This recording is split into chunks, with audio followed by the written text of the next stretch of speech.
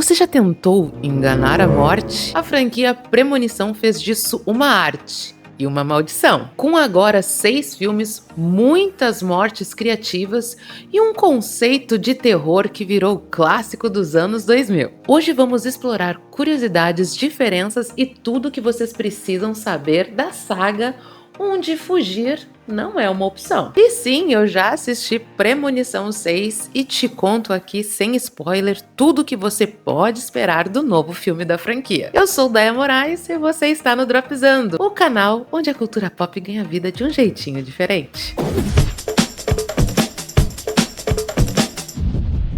A ideia de Premonição nasceu de um roteiro para um episódio da série Arquivo X, escrita por Jeffrey Dick, mas acabou virando um longa. O conceito central é a morte como força invisível, que persegue aqueles que deveriam ter morrido e os elimina de formas elaboradas.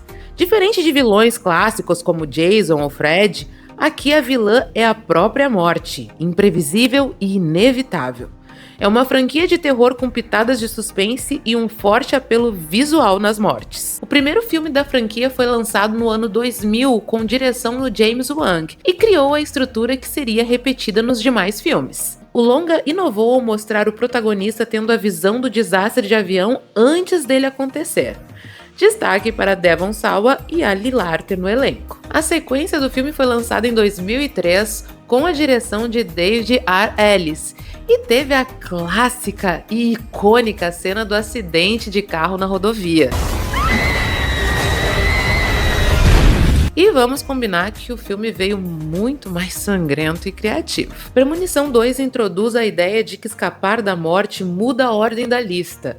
É conectado ao primeiro filme e tem personagem sobrevivente retornando. Premonição 3 foi lançado em 2006 e teve a direção de James Wan, o diretor do primeiro filme, e traz como cena de abertura o acidente na montanha-russa. O filme usa as fotos como pista para as mortes, é mais focado em adolescentes e volta ao tom sobrenatural do primeiro. Toda a franquia tem o seu filme problemático.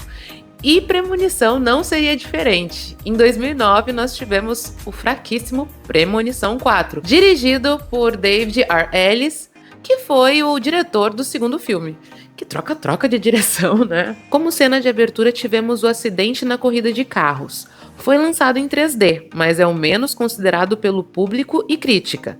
Os personagens são menos desenvolvidos e o foco é maior nas mortes do que na história. Gente, o 4 é bem difícil de defender, viu? I see how the next person's gonna die. What do you mean, the next person? Survivors in the accident. What if we weren't meant to survive? What's gonna happen to us? I think we can stop it.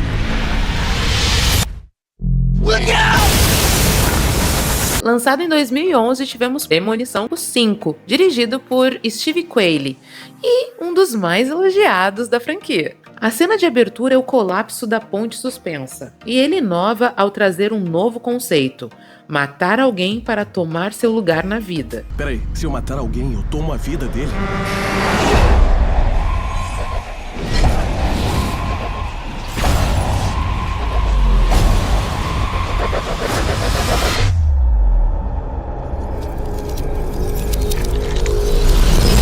Além do plot twist final, conectar diretamente ao primeiro filme, fechando o ciclo. Esse foi fantástico, viu? Absolute Snap.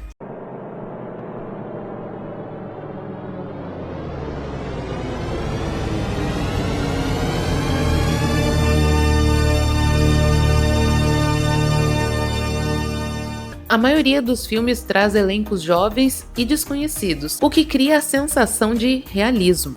Clear Rivers, vivida por Ali Larter, é a única personagem que aparece em mais de um filme. Aqui eu falo sobre os jovens, os adolescentes que estão envolvidos com a morte, porque, afinal de contas, Tony Todd é imbatível em questão de aparições em todos os filmes. Tony é o rosto mais icônico da franquia, afinal de contas, ele é quase um mensageiro da morte. As mortes são coreografadas com precisão, inspiradas em acidentes reais. O número 180 aparece como easter egg nos filmes. Premonição 2 é citado como um dos filmes com cenas mais angustiantes da história, por conta do acidente da estrada. E Premonição 5 tem uma das aberturas mais caras da saga. Sobre Premonição 6, sim, eu assisti e eu vou contar pra vocês, sem spoiler, o que vocês podem esperar do novo filme da franquia que estreia dia 15 de maio nos cinemas brasileiros. Premonição 6 Laços de Sangue é dirigido por Zach Lipovsky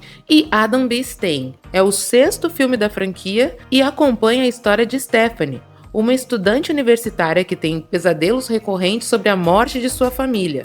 E para entender o que está acontecendo, ela volta para casa e busca a ajuda da sua avó Iris, que teve uma premonição e impediu um acidente fatal nos anos 60.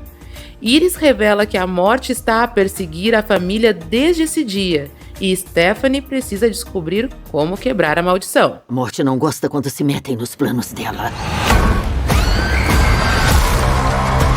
Nesse livro tem tudo o que precisa saber para manter nossa família segura. Tudo começou com a vovó. A morte tá vindo atrás da gente porque não era pra gente existir. O fato de já ter um formato não tradicional como os outros filmes da franquia, que tudo ocorre a partir de uma premonição, que nesse caso é um pouquinho diferente, fez com que eu tivesse uma grande expectativa diante do roteiro, que acabou não convencendo. As mortes são até bastante criativas, mas os personagens são muito mal elaborados. A gente não consegue criar nenhum tipo de conexão com eles porque a gente não os conhece. E neste ponto a gente percebe que o foco é muito maior nas mortes do que nas histórias. E isso com certeza poderia andar junto, porque nós nos conectaríamos muito mais com o enredo do filme. Ou seja, até agora temos a vilã morte pouco explorada, personagens rasos e mortes criativas. Sim, ainda são baseadas em acidentes que podem ocorrer com qualquer um, mas eles dão uma forçada nesses acasos para que os acidentes ocorram, então alguns acabam ficando bem reais.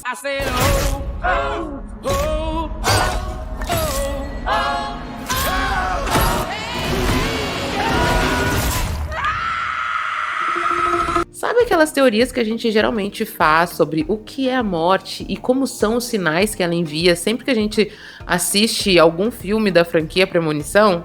Pois então, meio que no 6 acaba não fazendo muito sentido esse questionamento, porque ele acaba sendo um pouco raso nessa questão da morte, do conceito, da teoria sobre como isso acontece e por que isso acontece. Tudo é muito rápido para que a gente possa ver a próxima morte. Pois é. Ponto positivo do filme: a criatividade nas cenas de morte e as ligações, mesmo que rápidas, com os outros filmes da franquia. Esse é um ponto positivo e negativo ao mesmo tempo, porque realmente são rápidas. Pontos negativos: personagens genéricos, repetição da fórmula e falta de aprofundamento no sobrenatural. Já sei. Eu acho que não, hein? Em resumo, sim, Premonição 6 é melhor do que Premonição 4. Mas está muito longe de ser melhor do que o Premonição 1 ou 5, por exemplo. Destaque para a última aparição do nosso querido Tony Todd no filme Premonição 6. Visivelmente doente, ele se despede do seu papel de maneira muito simbólica, e fará muita falta não vê-lo nos próximos filmes da franquia. Todd faleceu em 6 de novembro de 2024 e a cena dele é um abraço de despedida nos fãs. Premonição 6 mostra que a franquia ainda tem apelo, mas que infelizmente não se renova dentro das suas possibilidades, se tornando mais uma continuação genérica, com muito sangue, muitas mortes, mas sem se destacar. Cuidado! Somente aceitando a morte, ela passará por você. Premonição 6 é o tipo de filme que a gente vê, mas não é marcante. A cena final é tão irrisível que foi a hora que eu catapultei a nota do filme. 3 de 5. Vai ver, a morte não tá atrás da nossa família. Porque isso é loucura. Não é ruim, mas tá longe de ser bom. Então, boa sessão e bom filme pra vocês. Boa sorte. Coloca aqui nos comentários qual é a sua morte favorita da franquia e se você acredita que Premonição 6 dará um novo fôlego à franquia. Não esqueçam de curtir o vídeo, compartilhar, se inscrever no canal e ativar o sininho, afinal de contas, vocês vão ficar sabendo em primeira mão de tudo que acontece aqui no Dropzando, onde vocês ficam sabendo tudo sobre cultura pop.